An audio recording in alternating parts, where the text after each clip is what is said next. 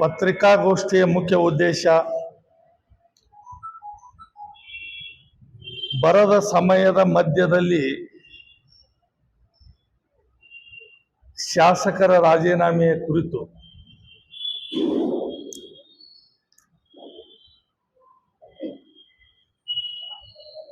ಮಳೆ ಇಲ್ಲದೆ ಯಾವುದೇ ಬೆಳೆ ಇಲ್ಲದೆ ಬಿತ್ತಿದ ಬೆಳೆ ನಾಟದೇ ಇರುವಂತಹ ಸ್ಥಿತಿಯಲ್ಲಿರುವ ಸಮಯದಲ್ಲಿ ಈ ಭಾಗದ ಶಾಸಕರು ಸರ್ಕಾರವನ್ನ ರೈತರ ಪರವಾಗಿ ಯಾವುದೇ ರೀತಿಯ ಒತ್ತಾಯ ಮಾಡದೆ 2 ತಿಂಗಳವರೆಗೆ ಅತ್ಯಂತ ನಿಷ್ಕ್ರಿಯತೆಯಿಂದ ಸ್ವಾರ್ಥದ ಮೂಲೋದ್ದೇಶವನ್ನು ಇಟ್ಟುಕೊಂಡು ಮಂತ್ರಿ ಆಗಲೇಬೇಕು ಎನ್ನುವ ವಿಚಾರಧಾರೆಯೊಂದಿಗೆ ರೈತಾಪಿ ವರ್ಗಗಳನ್ನ ಆಮೇಲೆ ಕೆಲವೊಂದು ಹಳ್ಳಿಗಳಿಗೆ ಕುಡಿಯುವ ನೀರಿನ ಅವ್ಯವಸ್ಥೆ ಇದ್ರೂ ಕೂಡ ಅದರ ಗಮನ ಹರಿಸದೆ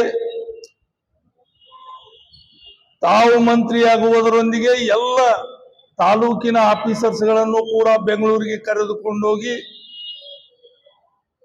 ತಾಲೂಕಿನಲ್ಲಿ ಆಡಳಿತ ಕುಸಿದು ಬೀಳುವಂತೆ ಮಾಡಿದ್ದು ಅತ್ಯಂತ ವಿಷಾದನೀಯ.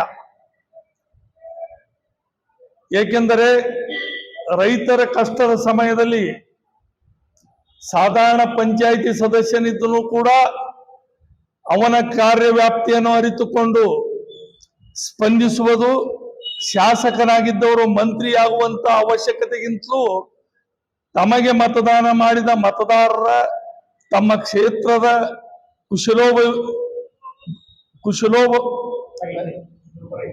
ಕುಶಲೋಪರಿಯನ್ನ ವಿಚಾರಿಸುವಂತ ವಿಚಾರ ಶಾಸಕರಲ್ಲಿ ಇರದೇ ಇರುವಂತದ್ದು ದುರ್ದೈವ.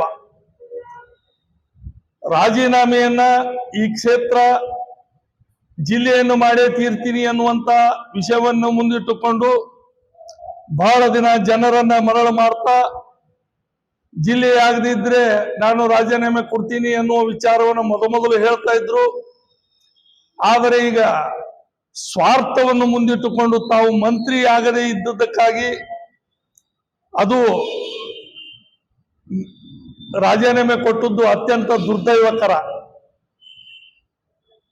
ಮಹಾಭಾರತದ ಯುದ್ಧದಲ್ಲಿ ಉತ್ತರ ಕುಮಾರನಿಗೆ ಕುದುರೆ ಏರದೆ ಆಗದಂತ ಸಮಯದಲ್ಲಿ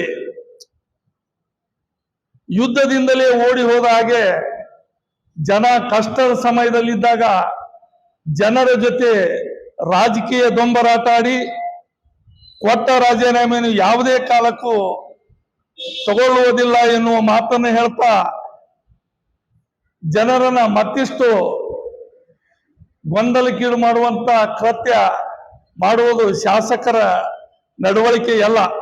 ಏಕೆಂದರೆ ಯಾವುದೇ ವಿಷಯವನ್ನ ಮಾತನಾಡಿದಾಗ ಶಾಸಕರು ಅತ್ಯಂತ ಸ್ವಾಭಿಮಾನ, ಬದ್ಧತೆ, ಸಿದ್ಧಾಂತಗಳ ಆಧಾರದ ಮೇಲೆ ನಾನು ಮಾತಾಡ್ತೀನಿ ಅಂತ ಹೇಳಿದ 8 ದಿನಗಳಲ್ಲಿ ಈಗ ಕೊಟ್ಟಂತ ರಾಜೀನಾಮೆಯನ್ನ ಜನರ ಒತ್ತಾಯ, ಮತಕ್ಷೇತ್ರದ ಹಿತದೃಷ್ಟಿ ಮತ್ತು ರಾಜಕೀಯ ನಾಯಕರ ಒತ್ತಡದಿಂದ ನಾನು ವಾಪಸ್ ಪಡೆಯಬೇಕಾಯ್ತು ಎನ್ನುವುದು 100ಕ್ಕೆ 100 ಸತ್ಯವಾಗಲಿದೆ. ಏಕೆಂದರೆ ಶಾಸಕರು ಯಾವತ್ತೂ ಸತ್ಯನೇ ಹೇಳಿಲ್ಲ. ಸುಳ್ಳಿನ ಮೇಲೆ ಸತ್ಯವನ್ನಿಟ್ಟು ರಾಜಕಾರಣ ಮಾಡ್ತಾ ಬಂದಿರುವ ಏಕೈಕ ಶಾಸಕ ಬಿಜಾಪುರ ಜಿಲ್ಲೆಯಲ್ಲಿ ಯಾರಾದ್ರಿದ್ರ ಅದು ಯಶವಂತರಾವ್ ಪಾಟೀಲ್ರು ಮಾತ್ರ. ಏಕೆಂದರೆ ಮಾತಿಗೆ ನಾನು ಪಕ್ಷ ನಿಷ್ಠೆ, ನಾನು ಪಕ್ಷದ ಸಿದ್ಧಾಂತಗಳನ್ನು ಅರಿತವನು, 40 ವರ್ಷದ ರಾಜಕಾರಣದಲ್ಲಿ ಕಾಂಗ್ರೆಸ್ಸಿನ ಉಸಿರಾಗಿ ಬದುಕಿದೆವನು ಎನ್ನುವ ಭಾವನೆಯನ್ನು ವ್ಯಕ್ತಪಡಿಸ್ತಾ ಇದ್ದಾರಲ್ಲ. ಈಗ ಕಾಂಗ್ರೆಸ್ಸಿನ 40 ವರ್ಷದ ಇತಿಹಾಸ, ಮಂತ್ರಿ ಪದವಿ ಹೋದ 1 ನಿಮಿಷದಲ್ಲಿ ಕಾಂಗ್ರೆಸ್ ಪಕ್ಷದಲ್ಲಿ ಯಾವುದೂ ಸರಿ ಇಲ್ಲ ಎನ್ನುವಂತ ವಿಚಾರ ಹೊರಹಾಕಿ ಅವರ ಮನಸ್ಸಿನ ದ್ವಿಮುಖ ನೀತಿಯನ್ನ ಅವರೇ ತೋರ್ಪಡಿಸ್ತಾ ಇದ್ದಾರೆ. ಯಾಕಂದ್ರೆ ಕಾಂಗ್ರೆಸ್ ಪಕ್ಷದಲ್ಲಿ ಯಶವಂತರಾವ್ ಪಾಟೀಲ್ ಬೆಳೆಯಬೇಕಾದ್ರೆ ಇವರು ಪ್ರತಿಯೊಂದು ಚುನಾವಣೆಗಳನ್ನ, ಹಿಂದಿನ ಚುನಾವಣೆಗಳನ್ನ ಕಾಂಗ್ರೆಸ್ ಅಭ್ಯರ್ಥಿಗಳನ್ನ ಸೋಲಿಸುವಲ್ಲಿ ಪ್ರಮುಖ ಪಾತ್ರ ವಹಿಸಿದವರು ಯಾರಾದ್ರೂ ಇದ್ರೆ ಯಶವಂತರಾವ್ ಪಾಟೀಲ್ ರೇ. 1999ರಲ್ಲಿ BR ಪಾಟೀಲ್ ಅಂಜುಟಿ ಚುನಾವಣೆಗೆ ನಿಂತಾಗ ರವಿ ಪಾಟೀಲ್ ಬಳಿ ಹೋಗಿ ದುಡ್ಡನ್ನು ತೆಗೆದುಕೊಂಡು ರವಿಕಾಂತ್ ಪಾಟೀಲ್ನ ಚುನಾವಣೆ ಮಾಡಿದ್ದು ಜಗಜ್ಜಾಹಿರ. ಆವಾಗ ಎಲ್ಲಿ ಹೋಗಿತ್ತು ನಿಮ್ಮ ಕಾಂಗ್ರೆಸ್ ಸಿದ್ಧಾಂತ? BG ಪಾಟೀಲ್ ಚುನಾವಣೆ ನಿಂತಾಗ ಅವತ್ತು ಕೂಡ ರವಿ ಪಾಟೀಲ್ ನೊಂದಿಗೆ ಹೊಂದಾಣಿಕೆಯಾಗಿ BG ಪಾಟೀಲ್ಗೆ ಆತ್ಮೀಯ ಗೆಳೆಯ ಅವ. BR ಪಾಟೀಲ್ ಅಂತೂ ರಾಜಕೀಯ ನಾಯಕರಿರಬಹುದು, BG ಪಾಟೀಲ್ ಆತ್ಮೀಯ ಗೆಳೆಯ. ಅವನು ಚುನಾವಣೆಯಲ್ಲೂ ಕೂಡ ರವಿ ಪಾಟೀಲ್ನ ಚುನಾವಣೆ ಮಾಡಿದಾಗ ನಿಮ್ಮ ಕಾಂಗ್ರೆಸ್ದ ಸಿದ್ಧಾಂತ ಎಲ್ಲಿ ಹೋಗಿತ್ತು? ಅದಲ್ಲದೆ ಇವತ್ತು ಕೂಡ ನಿಮಗೆ ಮತದಾನ ಮಾಡಿದಂತ ಬಹುಸಂಖ್ಯಾತ ಜನರನ್ನ ಕಡೆಗಣಿಸಿ ಯಾವುದೇ ಮಹತ್ವದ ಕೆಲಸ ಕಾರ್ಯಗಳನ್ನ ಆ ಬಹುಸಂಖ್ಯಾತ ಜನರಿಗೆ ಮಾಡದೆ ಅವರನ್ನ ನಿಮಗೆ ಮಂತ್ರಿ ಮಾಡಲು, ನಿಮಗೆ ಶಾಸಕರನ್ನಾಗಿ ಮಾಡಲು ಸಂಪೂರ್ಣವಾಗಿ ಉಪಯೋಗಿಸಿ ಅವರ ಆರ್ಥಿಕ ಸ್ಥಿತಿಗೆ ಅನುಕೂಲವಾಗುವಂತೆ ಯಾವುದೇ ಕಾರ್ಯಕ್ರಮ ಹಮ್ಮಿಕೊಳ್ಳದೆ 2 ಬಹುಸಂಖ್ಯಾತ ಜನರನ್ನ ಸಂಪೂರ್ಣವಾಗಿ ಅನ್ಯಾಯ ಮಾಡ್ತಾ ಬಂದಿದ್ದೀರಿ.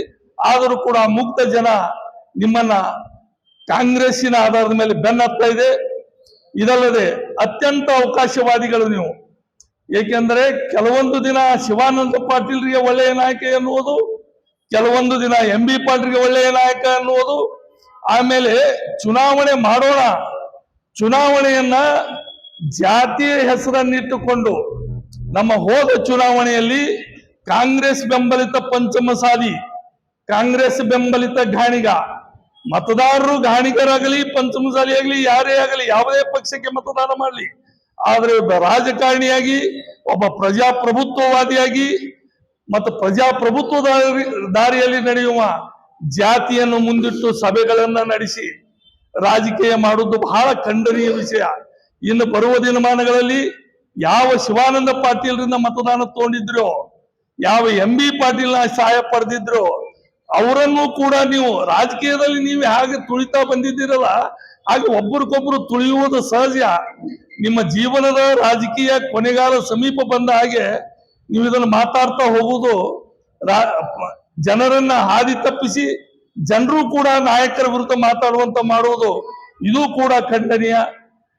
ರಮೇಶ್ ಜಿಗಜಿಣಗಿ ಅವರು ಮಾಡಿದಂತ ಹಲವಾರು ಕಾರ್ಯಗಳನ್ನ ಸರ್ಕಾರ ಇದೆ ಎಂದು ಮುಂಗೈಯೋಟು ಮಾಡಿ ನೀವು ಉದ್ಘಾಟನೆ ಮಾಡಿ ನಾನು ಕೆಲಸ ಮಾಡಿದ್ದೇನೆ ಅನ್ನೋದು ಹೇಳ್ಕೊಳ್ಳೋದು ಇದು ಆತ್ಮಘಾತುಕದ ವಿಷಯ. ಅದರಂತೆ ತಿಂಗಳಗಟ್ಟಲೆ ಖೇಡ್ಗಿ, ರೋಡ್ಗಿ, ನಾಗರಳ್ಳಿಯ ಜನ ನೀರಿಗಾಗಿ ಪರದಾಟ ಪಡ್ತಿರುವಾಗ ನೀವು ಮಂತ್ರಿಗಿರಿಗಾಗಿ ಪರದಾಟ ಪಡ್ತಾ ಇದ್ರಿ. ನೀವಲ್ಲದೆ ಈ ತಾಲೂಕಿನ ಸಹೋದರರನ್ನ ಕರೆದುಕೊಂಡು ಹೋಗಿ ಅವರನ್ನು ಕೂಡ ಮಾನಸಿಕವಾಗಿ ತ್ರಾಸಿನಲ್ಲಿ ಇಟ್ಟಿದ್ದೀರಿ. ನೀರಿನ ವಿಷಯವನ್ನು ಬಿಟ್ಟು ನೀವು ಮಂತ್ರಿ ಆಗುವುದರಲ್ಲಿ ಆ 3-4 ಹಳ್ಳಿಯ ಜನ ಬಹಳ ಕಷ್ಟ ಅನುಭವಿಸಿದ್ದನ್ನ ಆ ಜನರೇ ನಿಮ್ಮಲ್ಲಿ 4 ಬಾರಿ ಬಂದಿದ್ದಾರೆ, DC ಆಫೀಸಿಗೂ ಬಂದಿದ್ದಾರೆ. ಆದ್ರೆ ಅವ್ರ ನೀರು ಯಾವಾಗ ಪರಿಹಾರ ಆಯ್ತು ಅಂದ್ರೆ ಕೃಷ್ಣಾ ಕೊಳದಲ್ಲಿ ನೀರು ಬಂದಾಗಲೇ ಪರಿಹಾರ ಆಯ್ತು. ಅದಕ್ಕೆ ತಾತ್ಕಾಲಿಕ ಪರಿಹಾರವನ್ನು ನೀವು ಮಾಡುವುದರಲ್ಲಿ ವಿಫಲರಾಗಿದ್ದೀರಿ. ನೀವು ಹೀಗೆ ಮುಂದುವರಿಯುತ್ತಾ ಯಾರೋ ಮಾಡಿದ ಕೆಲಸವನ್ನು ಉದ್ಘಾಟನೆ ಮಾಡುತ್ತಾ ನಿಮ್ಮ ಮಂತ್ರಿಗಿರಿ ತಪ್ಪಣ ಯಾರ ಮೇಲಾರೆ ಬಟ್ ಹಾಕುತ್ತಾ ಆಮೇಲೆ ನಾನು ರಾಜೀನಾಮೆ ಕೊಟ್ಟಿದ್ದೇನೆ. ಈ ಸಮಯದಲ್ಲಿ ಜನರೊಂದಿಗೆ ಶಾಸಕನಾದವನು ನನ್ನ ವಿಚಾರ ರಾಜೀನಾಮೆ ಕೊಡುವ ನಾಟಕ ಮಾಡುವ ಬದಲಿ ಮಂತ್ರಿಗಿರಿ ಕೇಂದ್ರದವರು ರಾಜ್ಯದವರು ನಿಮಗೆ ದಾರಿ ಎರೆಯಬಹುದು. ಆದ್ರೆ ಜನ ಮತದಾನ ಮಾಡಿ ನಿಮಗೆ ಶಾಸಕರನ್ನ ಮಾಡ್ಯಾರ. ಆ ಜನರ ಋಣ ತೀರಿಸ್ಲಿಕ್ಕೆ ನೀವು ಮತಕ್ಷೇತ್ರದಲ್ಲಿ ಸಕ್ರಿಯವಾಗಿ ಕೆಲಸ ಮಾಡಿ ಜನರ ಪರಿಹಾರ ಇಸುಗುಟ್ಟುವುದರಲ್ಲಿ, ಜನರ ವಿಮೆಗಳನ್ನು ಇಸುಗುಟ್ಟುವುದರಲ್ಲಿ, ಜನರಿಗೆ ನೀರಿನ ಕೊರತೆಗಳನ್ನು ನಿಭಾಯಿಸುವಲ್ಲಿ ಇಂಥ ಕಾರ್ಯಗಳನ್ನ ಮಾಡುವುದು ನನಗನ್ನಿಸ್ತದ ಅದು ಶಾಸಕ ಸ್ಥಾನಕ್ಕೆ ಶೋಭೆ ತರುವಂತದ್ದು ಮತ್ತು ಮತಕ್ಷೇತ್ರದ ಮತದಾರರಿಗೂ ಕೂಡ ಮನಸ್ಸಿಗೆ ಶಾಂತಿ ತರುವಂತದ್ದು. ಇಂಥ ಕಾರ್ಯಗಳನ್ನು ಮಾಡ್ರಿ. ದೊಂಬರಾಟ ಮಾಡಿ ರಾಜೀನಾಮೆ ಕೊಟ್ಟು ಮತ್ತೆ 10 ದಿನದಾಗ ನೀವು ರಾಜೀನಾಮೆ ಹೊಳಿ ತೋತೀರಿ.